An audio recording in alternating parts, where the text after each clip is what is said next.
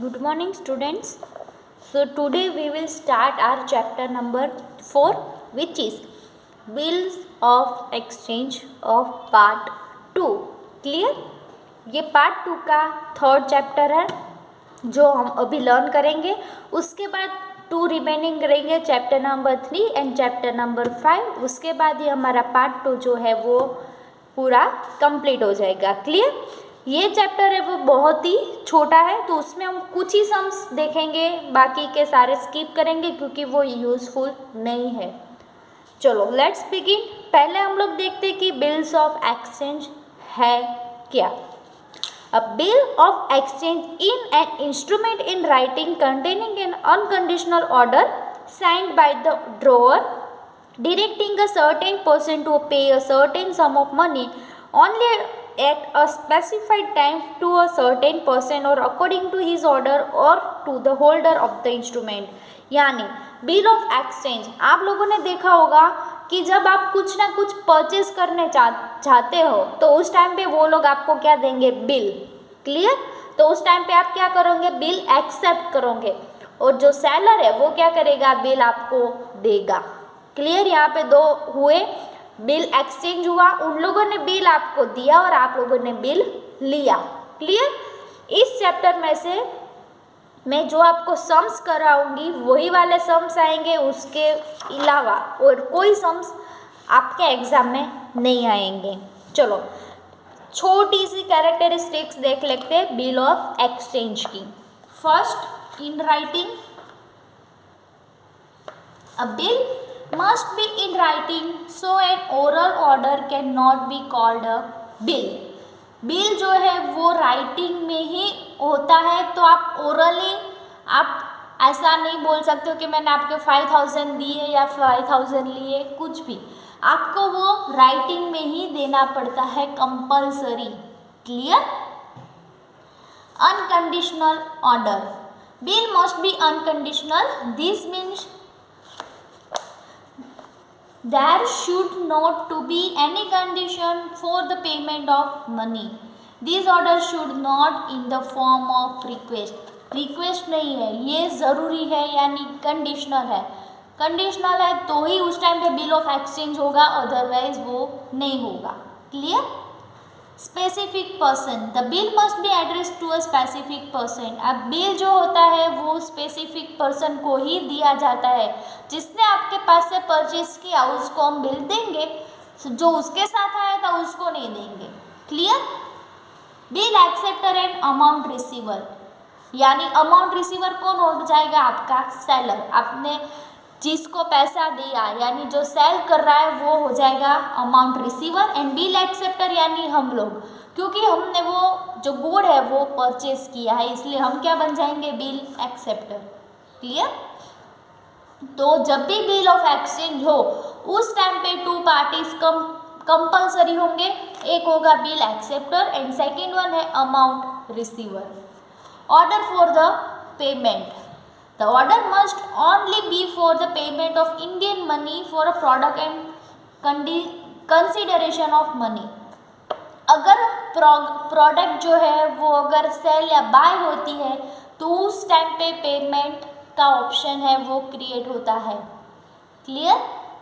उस टाइम पे क्यों, क्योंकि वो जो प्रोडक्ट है वो बाय या सेल तो होगी, तो उस टाइम पे मनी का एक्सचेंज होना ज़रूरी बन जाएगा.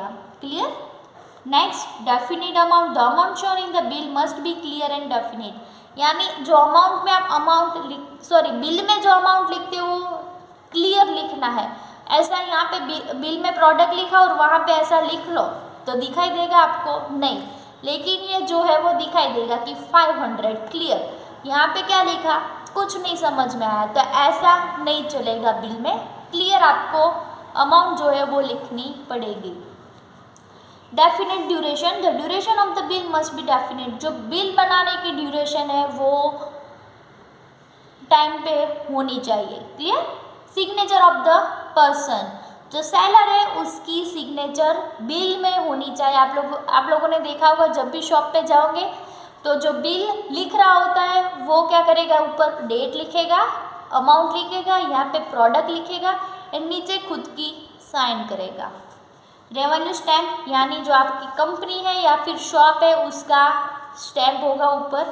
ऑन डिमांड और after specified time the payment of the bill is done on the demand the drawer after the specific time. कभी कभी क्या होगा, क्रेडिट पे परचेस किया होगा तो क्रेडिट पे किया होगा तो वहाँ पे क्या लिखेंगे वो लोग, ऑन क्रेडिट। अगर ऐसी ज़रूरत पड़ी तो, अगर नहीं पड़ती है तो ऐसा कुछ भी लिखने की ज़रूरत नहीं है। Acceptance of the bill becomes operate only after it is accepted by the person और whom it is drawn. Bill लिखा है लेकिन वो सामने वाला एक्सेप्ट नहीं करेगा तो क्या सामने वाले को एक्सेप्ट करना ये ज़रूरी है, क्योंकि ये प्रोडक्ट वो परचेस कर रहा है इसलिए। और जो सेलर है उसको भी बिल बनाना ज़रूरी है। अब जब भी कहीं पे भी जाओ कुछ क्लोथिंग परचेस करने के लिए तो आप क्या करोगे, अगर उसने बिल नहीं दिया तो आप बिल उसके पास से मांगोगे कंपलसरी, क्योंकि वो जब बिल देगा तो उसके ऊपर उसको टैक्स पे करना पड़ता है। इसलिए कभी कभी ये शॉपकीपर है वो ना बिल नहीं देते हैं।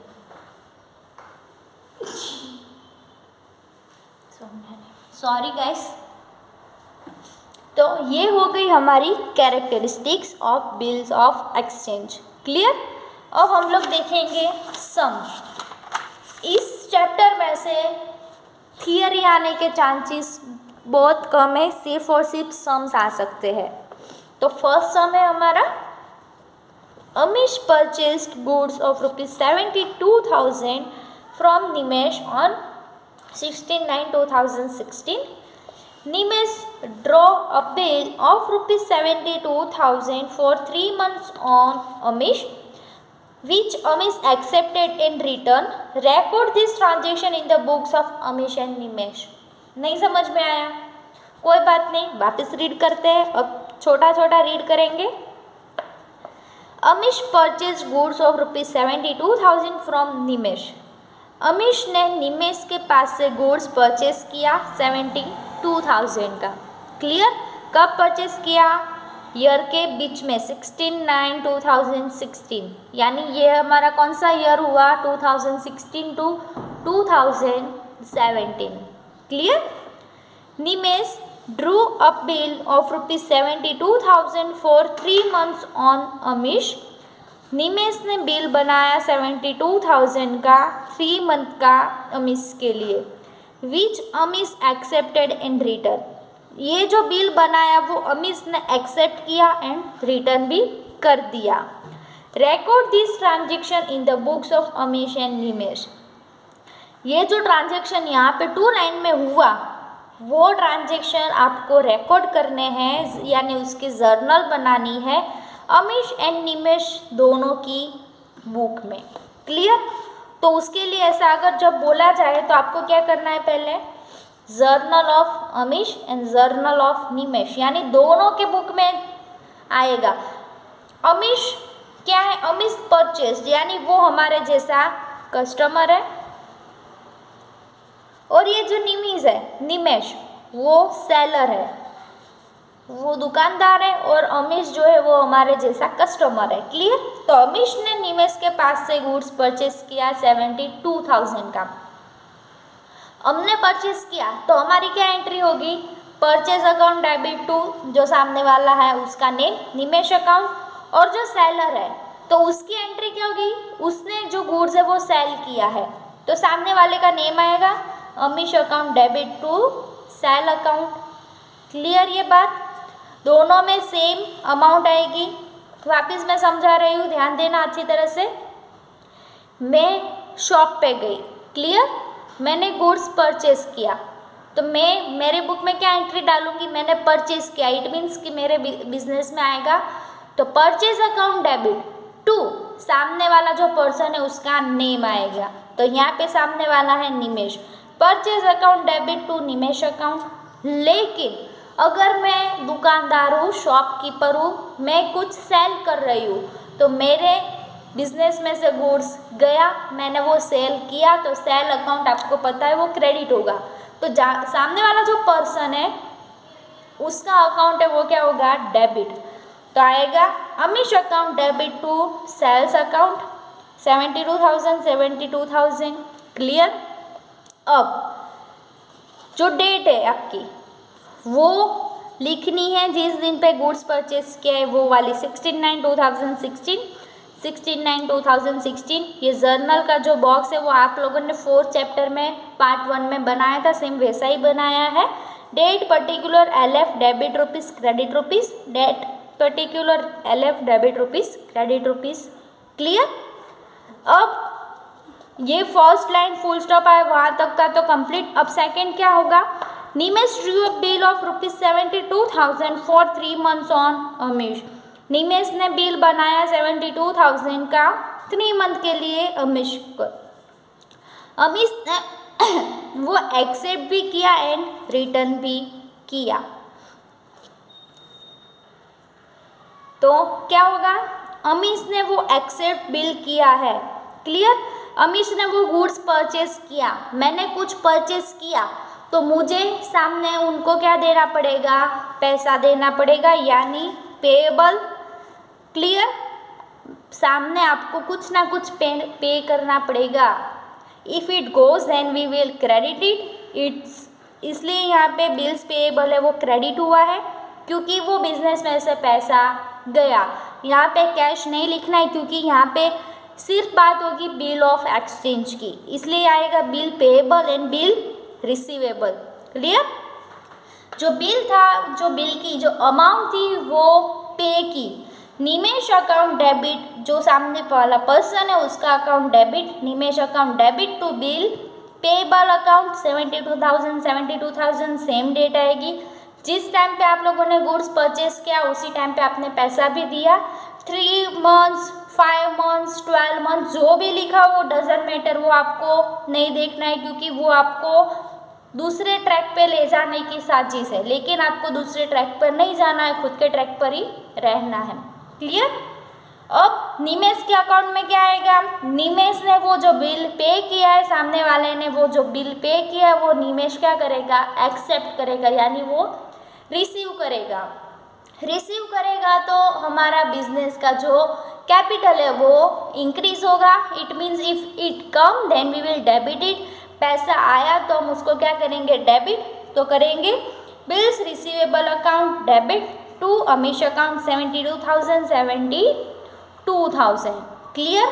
तो ये हो गया हमारा मोस्ट इम्पोर्टेंट चैप्टर, सिर्फ है वहाँ पे 2 transactions.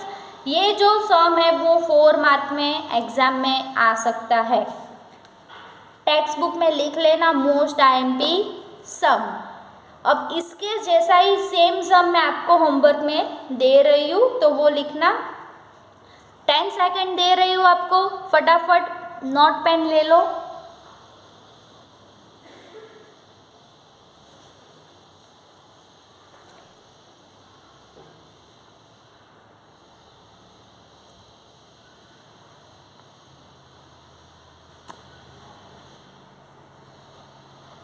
Krisha purchased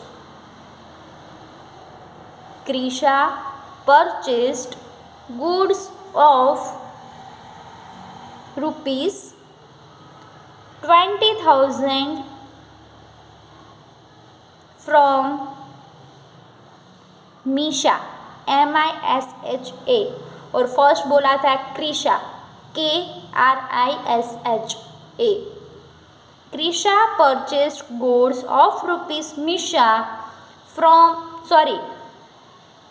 Krisha purchased goods of ₹20,000 from Misha on 15 August 2019. 15 August 2019.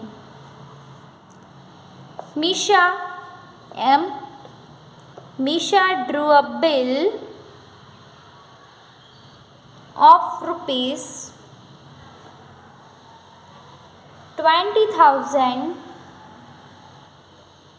for 6 months on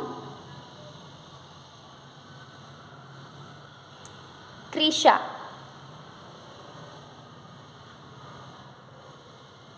which Krisha accepted and returned, full stop. Record these transactions in the books of Misha and Krisha. दोनों के book में आपको entries लिखनी है, same entry आएगी, सिर्फ आपकी जो अमाउंट है वो चेंज होगी। क्लियर? ये मोस्ट इम्पोर्टेंट क्वेश्चन है, 4 मार्क में एग्जाम में आ सकता है। इस चैप्टर में आपको सिर्फ 2 या 3 सम्स करने हैं, बाकी के सारे ओमिट है क्योंकि वो इम्पोर्टेंट नहीं है। क्लियर?